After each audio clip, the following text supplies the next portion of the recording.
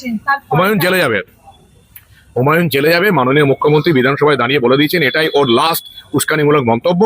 হুমায়ুন জেলে যাবে এবং আমরা আশা করছি পুষ্পাকে যেমন হাফ প্যান্ট পরে প্রতিদিন মার্চ করছে আর ক্ষমা চাইছে, কান ধরে উঠবোস করছে, আমরা হুমায়ুন কবিরকে ওরকম হাফ প্যান্ট পরে কান ধরে উঠবোস করা আর মানুষের কাছে ক্ষমা চাওয়া দেখতে চাই।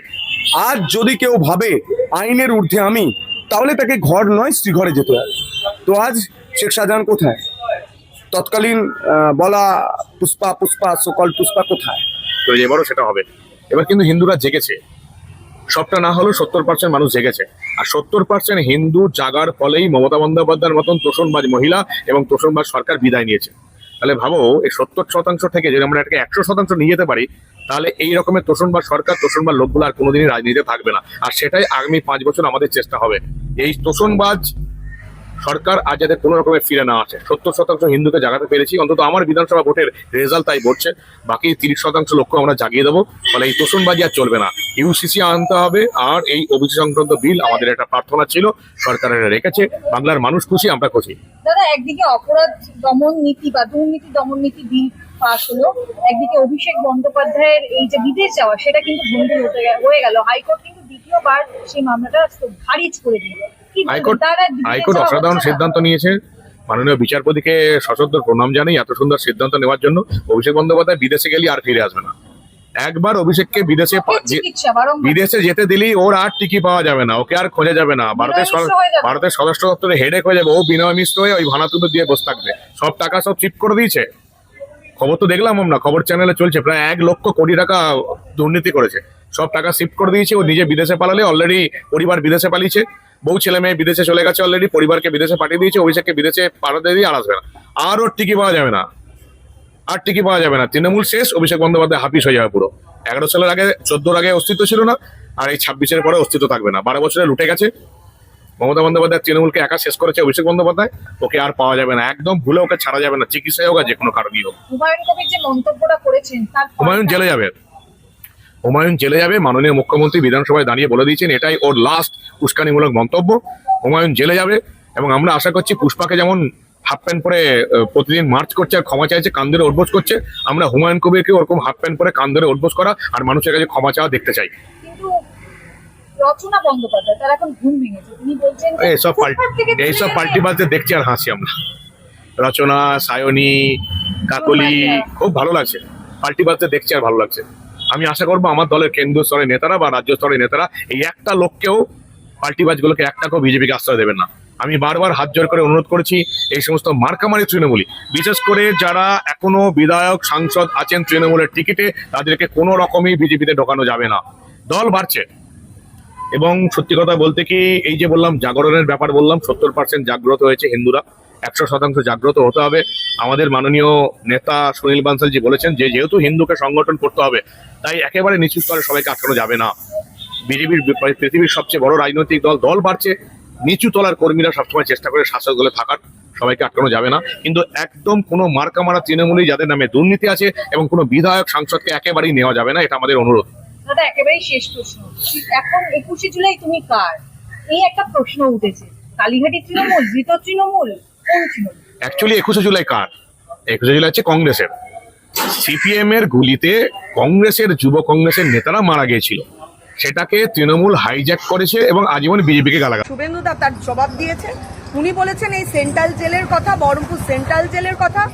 আমরাও বলতে চাই এই সেন্ট্রাল জেল ছোট হবে, তার জন্য বড় হবে জানি না, তবে ওনাকে অনেক জেলই ঘুরতে হবে, সেটা আজকে আমাদের মুখ্যমন্ত্রী, সম্মানীয় মুখ্যমন্ত্রী আজকে সেটা ইঙ্গিত দিয়ে দিয়েছেন। এবং আমি মনে করি আজকের পর থেকে হুমায়ুন কবিরের আর ঘুম হবে না।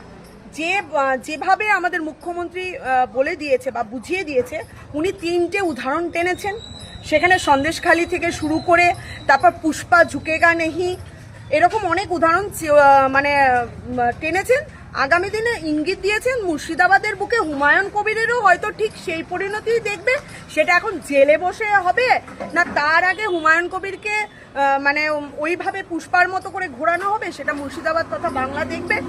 আর আবারও আপনাদের মাধ্যম দিয়ে ধন্যবাদ জানাই এই ন্যায় নীতির সরকার যে প্রতিষ্ঠা হয়েছে এবং আমাদের মুখ্যমন্ত্রী সম্মানীয় শুভেন্দু অধিকারী মহাশয়কে আবারও অন্তঃস্থল থেকে ধন্যবাদ জানাই যে মুর্শিদাবাদের এই হুমায়ুন কবিরের বারবারন্তকে আজকে হুঁশিয়ারি মানে দেওয়ার জন্য সেই বিধানসভায় দাঁড়িয়ে ধন্যবাদ জানাই।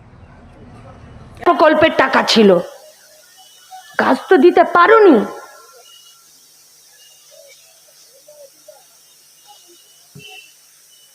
শুধুমাত্র 2,20,00,000 মেয়েরা লক্ষ্মীর ভান্ডার পেত, তার জন্য 42,000 কোটি টাকা বরাদ্দ হয়েছিল এই বছরেরই ফেব্রুয়ারি মাসের বাজেটে। আর এই কদিনের যে বাজেট চলছে, যে বাজেটটা এবারে পাস হতে চলেছে, সেই বাজেটে ওই লক্ষ্মীর ভান্ডারটা বললো না সুইচ হয়ে যাবে অন্নপূর্ণা ভান্ডারে, সেখানে চলে এসেছে 36,000 কোটি টাকা। আগের সরকার কি বললো? 42,000 কোটি টাকা, যারা এখন ডিম খাচ্ছে প্রতিদিন। আর যে সরকার বলছে বাচ্চাদেরও ডিম খাওয়া যাবে না, আমি এর পক্ষে বিপক্ষে ভালো মন্দ আমি নিজে জানি না, বলতেও পারবো না। সেই সরকার বলছে যে না, আমি সবাইকে 1,500টা 3,000 করে দেব, কিন্তু আমার মূল খরচের জায়গা হবে 42,000 ছিল, তাহলে 44,000 কোটি টাকা হওয়া উচিত। হিসাব তো তাই বলে নাকি? 1,500টা যদি 3,000 হয়ে যায়, তাহলে যেটা 42,000 কোটি টাকা বরাদ্দ ছিল সেটা 84,000 কোটি টাকা হয়ে যাওয়া উচিত। কিন্তু বাজেটে বরাদ্দ হয়েছে 36,000 কোটি টাকা।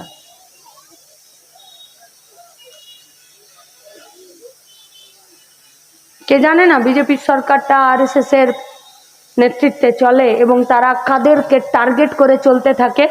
আমি হিন্দু মুসলমানের কথা বলছি না, আমি মেয়েদের কথা বলছি।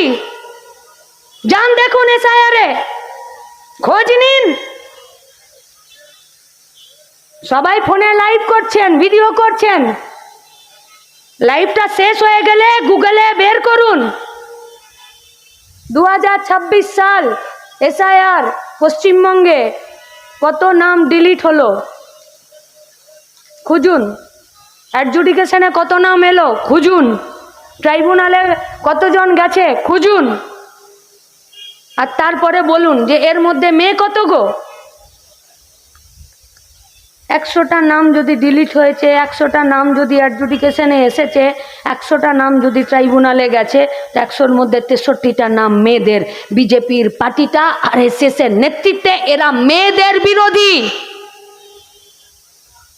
হাত তুলেছেন আপনারা যে SIR এ আপনাদের পরিবারের অনেকের নাম চলে গেছে।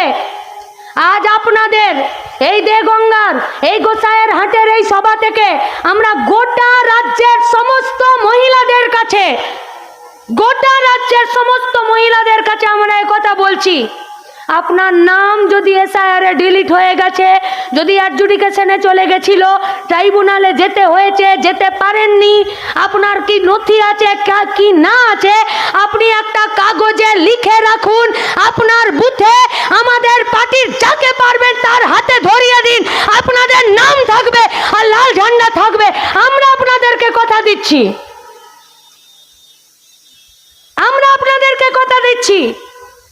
কত বড় আইনের জালে ওরা ভোটারের নামকে বেঁধে দিতে পারে সেটা আমরাও দেখতে চাই। নাম তুলেছিল নির্বাচন কমিশন, নির্বাচন কমিশন ছাড়া এই ভোটার কার্ড আর কোথাও তৈরি হয় না। তাহলে তুমি